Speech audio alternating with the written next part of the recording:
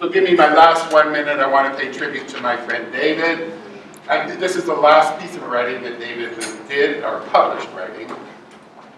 And he quotes this book, and many of you know it, or have heard of it. It's Anne Lamott who wrote this book, and she's a famous writer, and she talks about writing. So David put this in the book, and it became the title of my publication. So Anne Lamott tells this story about writing. 30 years ago, my older brother, who was 10 years old at the time, was trying to get a report on birds written, and he had 3 months to write it. It was due the next day. Anybody been there?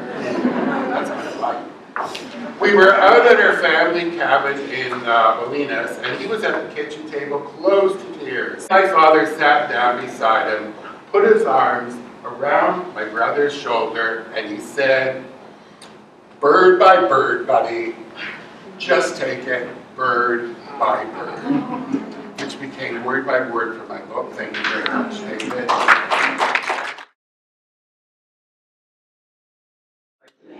And so I'm kind of hoping today to give us a few different experiences of what our students experience so that we really can have a better idea of how to reach them, how to teach them. These are tools that I'm hoping maybe you haven't thought of one or two of them. So if you've got to the end of your rope with one of your students who has ADHD, then you can look on the tool list, the page of ADHD, look through all the strategies and see if there's one that you haven't tried yet. And then you can go back to the section and read what it says about that strategy, right? So sometimes we just need a couple of extra ideas about what to do. And what I'm really hoping is that because we can sort of experience what it's like, that makes us a different kind of teacher, right? We can think, oh, I remember how that felt when I did that activity, so I think maybe I'll do this.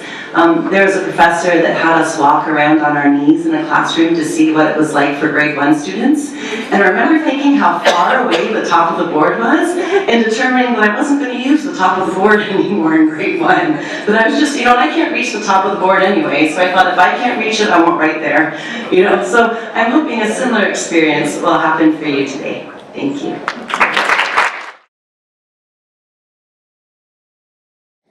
How the book came about? Well, I've been working in professional learning communities with teachers in schools for many, many years, new and experienced teachers, and they always want to know, how do I inspire students and create meaningful, engaged learning experiences? That's the burning question. And when we look into the research about teaching and learning and putting all that information together, it ends up being about lesson design on some level. The structure of the lesson or the day. You go home at the end of the day and you talk to your significant other, your children, your best friends, and you say, I had a good day. Does anyone feel comfortable sharing what a good day feels like for a teacher? I come in and all the kids follow the routine right away. I can start my lesson quickly. 100%. And then going home without a parent calling me. The last one isn't on the list, I'm going to show you that it should be. Okay, so lesson design that inspires meaningful learning. What I wanted to do, and what I have done with teachers across schools, is find a lesson design that they feel comfortable with, that's easy, and that incorporates all the areas of meaningful learning. But guess what? Over 30 years, I've done lesson design every time I go in to teach a lesson, because I need it. Because it helps me structure what I'm going to do. Like, I know a lot of activities, and I kind of know some of what I want to say to kids, but I don't know every prompt. And if I don't write down higher order questions, I'm going to default to lower order questions. I just am, because that's naturally what's going to happen. Practice. I met this woman, her name is Dr. Marion Small, and she is magical. She's magical. She has these things called open questions. And I was at this school called Ridgeview Public School in 2012, and I met her for the first time. And she asked this question. It was the first question she asked in the morning of the primary session. She asked the question, how many baby steps in a giant step? And I was blown away. Where are the numbers? Where are the ideas? It was so simple and approachable, and we all just leapt into it. I was sitting at a table with 5 other educators, there's 6 of us in total, and we started to negotiate right away. And everybody at the table was talking. So my beautiful house of cards that I built, that these open questions were going to be the solution to all of my math classroom problems, that house of cards crumbled in that moment. I wasn't getting the learning out of my kids that I was hoping to. So I stayed calm and I called an expert, and that expert that I called was Mary Fiore. And I had this conversation with her, blah, blah, blah, there's something wrong with my kids, they can't do it, I don't know what's wrong with them. Marion Small did this question, and we had really engaging stuff, and it didn't work, and it must be their fault. Well, Mary asked me this one simple question that changed my life. Well, what was your learning goal? And I said, that's a good question, Mary.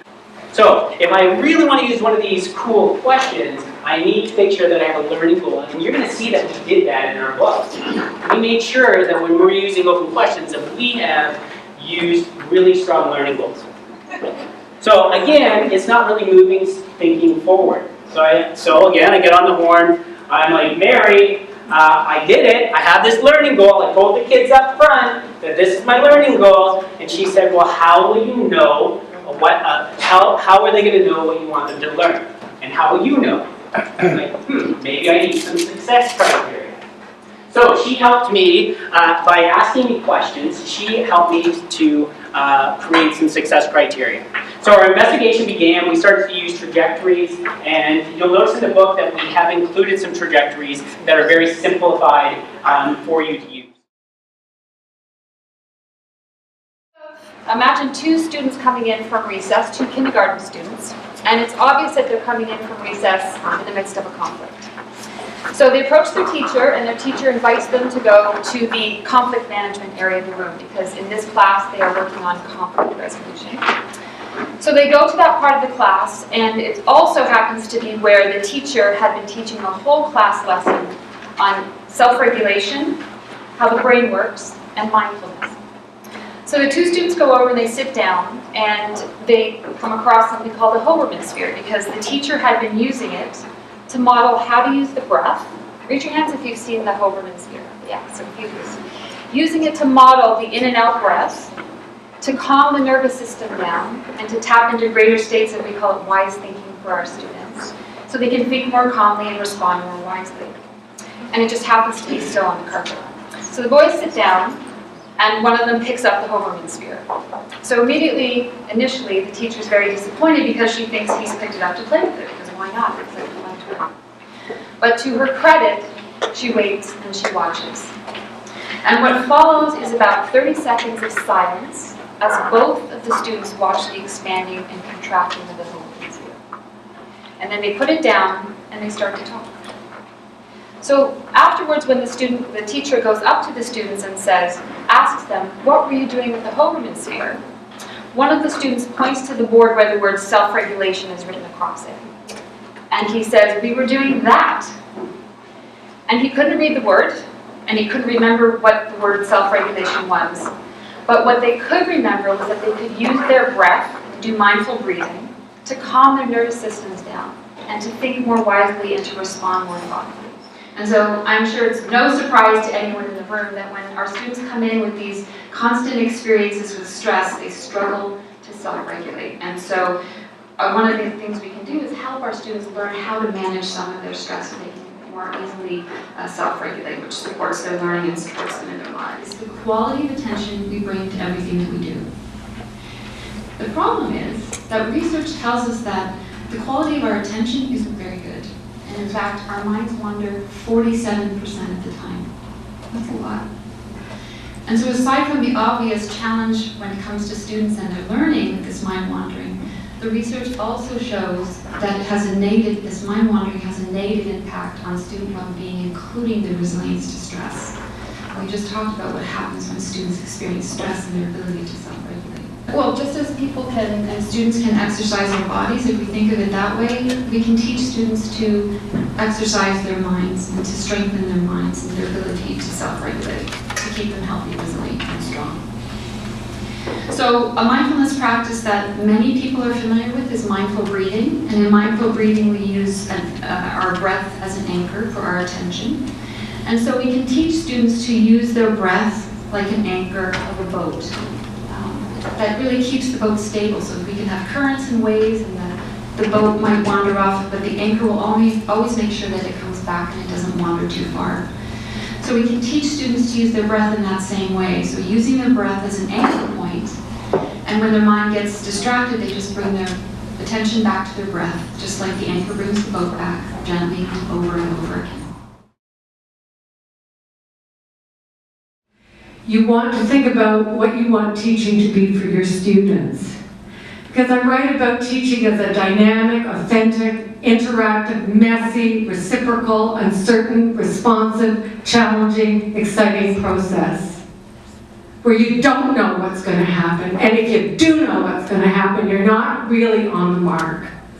Because the unexpected fuels discussion. I never thought of that. Thanks, Barry. I never thought of that. And Barry looks fantastic for a split second. Because debate is promoted and different kinds of learning happens. Yes, we want kids to be engaged in what we're doing, but engagement is not learning. We have to figure out ways of engaging them and then moving them on. And all these fantastic speakers this morning have helped us think about that, have helped us grapple with that. These kids are enjoying themselves. There's no adult in the place, you can see. They're enjoying what they're watching and they're entertained by it. But learning goes beyond that. And I sort of, in this new book, have thought about sort of three things that make a good teacher. And I think they're these: a teacher's sense of student. And the trick is that every single kid is different. So how do you get to know them bird by bird? You know, how do you reach out to them? How do you walk down the hall with one of them and say, I like your shirt, where'd you get it? Have you seen how's your mom, how's your dad? How are things with you? So a teacher's sense of student is so key to all this. And I write about that a lot in this book. How do you find your own sense of student so that they can have a sense of self? So that they can walk into your classroom and know that they're going to be looked after by you and by everybody else. That they're going to be empowered to understand their own identities. And then finally, your own sense of self. And Shelley just talked about that. You know, how do you look after you? How do you walk in to your classroom understanding that today might not be a good day for you, but you're going to try your best? How do you walk in knowing that you don't know stuff? You can't possibly know what's going to happen today. But I think, you know, our own sense of self, how we navigate our world, how we wonder about whether we're doing the right thing is important.